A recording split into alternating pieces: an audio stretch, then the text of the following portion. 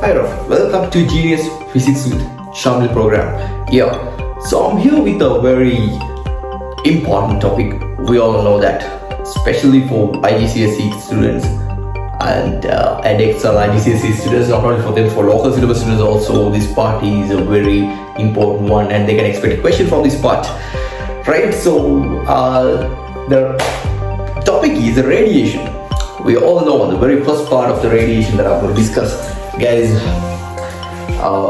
The radiation. What is simply radiation? How does it occur? What is the reason to occur this radiation? If anyone knows, you can write your answer. I'll give you just 3 seconds, or not 3 seconds, for 5 seconds to provide your answer if you know it properly here. 1, 2, 3, 4, 5. Right. The reason is, if you have got a nucleus which is very unstable due to what? Due to the change of protons and number of protons and number of neutrons in your nucleus, the nucleus that you consider, right? If there's a huge difference between the two, the nucleus becomes unstable. The nucleus becomes unstable. As a result of that, it tends to decay, right? So this decay process, so during this decay process, usually it splits or decay, splits, or sometimes so fission and fusion, it's a different story, but during the fission process, usually it decays or splits into so many or 2 or 3 other nuclei. But here, something else can happen during the fusion process. We all know during the fusion process, they combine together. So it means some unstable 2 or 3 nuclei combine together to form a stable nucleus, right? So these two processes, the fission and fusion, 2 different stories. I'm not supposed to discuss today. So this video, I'm not going to discuss that part. Right, today my main aim is to discuss these things. So during a decay process or during a reaction, a fission or fusion reaction, so these things, these special particles can be emitted. So what are these special particles? We all know main 3 particles are the main, not all of particles, but main 3 emissions can take place, right? So these things, first one is alpha, beta, or gamma, right? So one by one, I'm going to explain them properly. Keep in touch, just listen to me really well. Now it's your turn. If you want to drink a cup of tea or something that you want, right? So go home, go to the kitchen and drink whatever you want and then come back again. So you may pause the video if you want, right? Okay, let's move on to the part. Yeah, so first of all, alpha particles, right? So this is the heaviest particle among all of these particles that we have, alpha, beta and gamma, right? So this alpha particle is simply a helium nucleus. A helium nucleus, we all know what is helium. Helium, yeah, this is my helium nucleus. I just drew it in this way, and the helium nucleus consists 2 protons and 2 neutrons and 2 electrons as well. So when you just consider the nucleus, the 2 electrons will not be there anymore. They will be, what happens? They must have left the nucleus. So therefore now here only 2 protons and 2 neutrons are there because of these 2 protons, and we all know the relative charge of protons are +1. So therefore the charge is +2 here, right? And we know now because of that, so when you represent alpha particles or when you denote it, so you have to show it in this way, alpha particle, and we all know here, yeah, one particular thing here I already mentioned. So this is your mass number. So this is the place where you have to represent your atomic number, Z, and this is the place where you have to represent your mass number, and this is X is the element. Right? So therefore here, the alpha particle, the mass number is, the atomic number is 2, and the mass number is 4. Right, okay, right here. Okay, so then, so because of an alpha decay, Yeah, so if alpha emission take place, you can see these things will happen to the available nuclei. So mass number will reduce by 4 and atomic number will reduce by 2, right? Okay, so the next thing is beta particles. So beta particles, a very strange incident, guys. The beta particles incident is a very strange incident. Why I'm telling something like that? The reason is the beta decays can take place, or there are two different types of beta decays, right? The first one is a beta minus decay and the second one is beta plus, right? So what is beta minus? Beta minus, yes, it's a fast moving electron.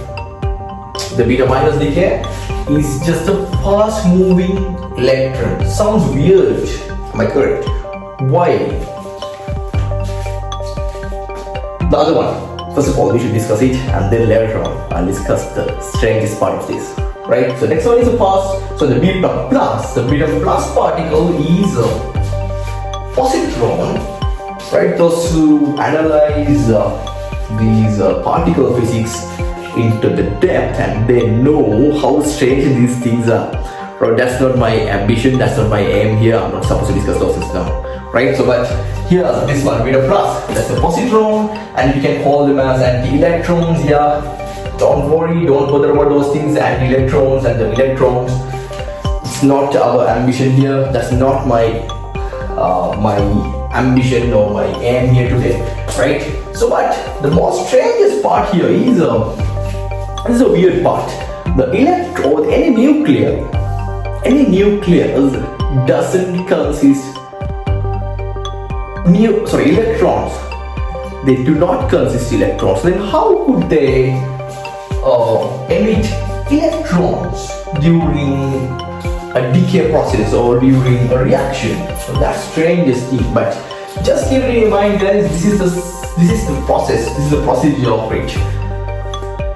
A neutron converts to a proton and a particular beta particle. So we know this beta particle is a fast moving electron, right? So that's how these electrons are produced, right? So simply again I'll tell you, the neutron converts to a proton and a beta particle, beta minus, or simply an electron. The positron incident is very similar to that. The positrons are also formed in this way.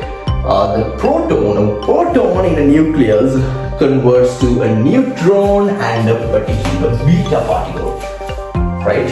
A beta plus or zero beta particle, which means this is a positron here, right? And the most important thing is because of beta decay, the mass number does not change. The mass number of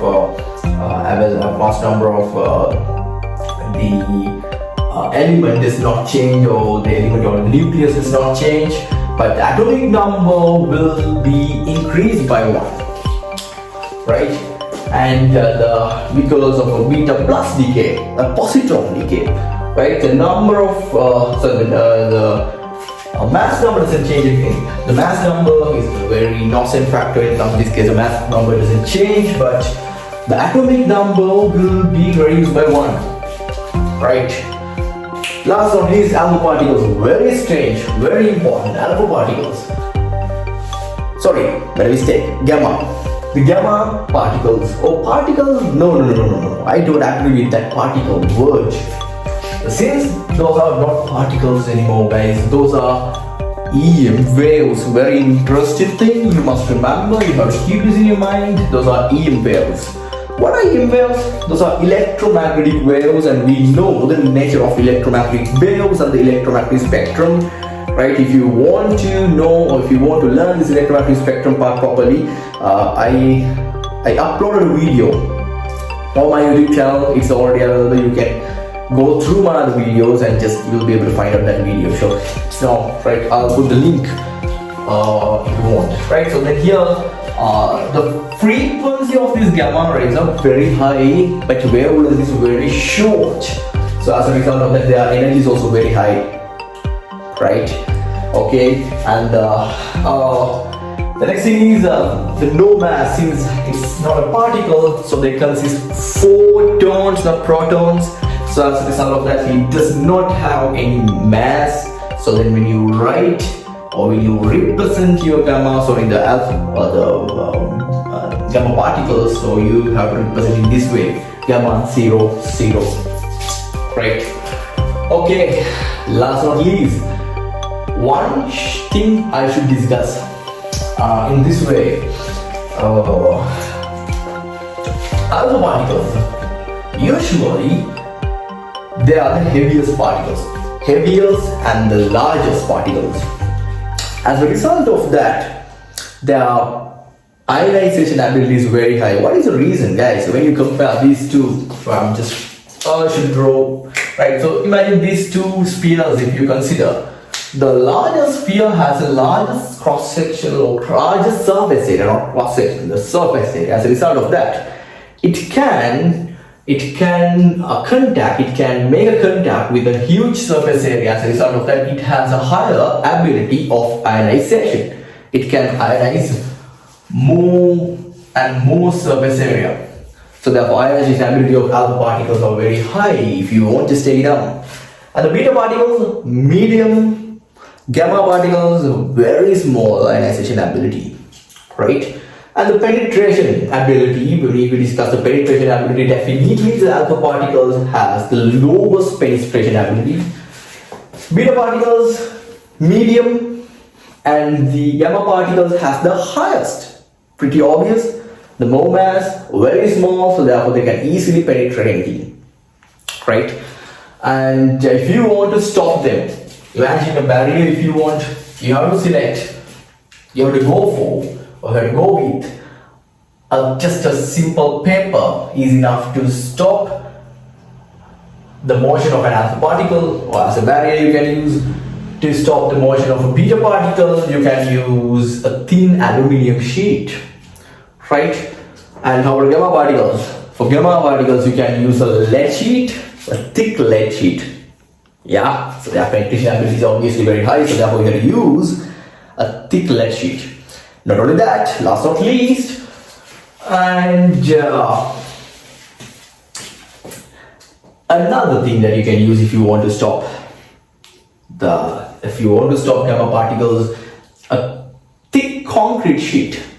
Not a sheet actually, concrete layer you have to use. You can use actually. So it's also possible to use here. Right, and and the range in air. So range means the ability that they can move in air. Here, this is very low. So it is almost just like 5 centimeters to 8 centimeters. And this one, the beta particles, so their range must be greater than this range. And this is just 5 meters to 10 meters. That's the range in air. So this one's range is very, very high. Obviously, it's just EM ray. It's just an EM ray, so therefore it definitely can move more in an air region. So therefore, it's infinitely large. It's infinitely large, right? So those things also are some important factors that we must remember. Okay, let's move on to the next case here. This one. Imaginary element. So this is not a real element, and these are not also real elements. Just for a example question, I took these things as examples, right? So this one now, what you have to do is when you have, this is a very simple calculation that you will be getting in your exam, right? So you must remember it this way: when you add these two, the mass numbers on the right side, the resultant mass number should be represented here, right? So that's the factor here. Then here this one should be 20, and here this one should be 10, because when you add these two, so this one should be your resultant, right? And here is the beta particle, this one is -1, actually the atomic number is -1, so therefore this one should be 13 plus -1 is 12, and this one is obviously 24 since there is no change. Here plus 1, so therefore this one should be 11, and here this one should be 24 again, plus 0 again 24, right? So here 0, 0, no change at all. This one should be 12, this one should be 24, right? That's all for the day. Hope you enjoy the video. Let's have a good time, guys. See you again with a very informative video. Thank you very much. Bye bye.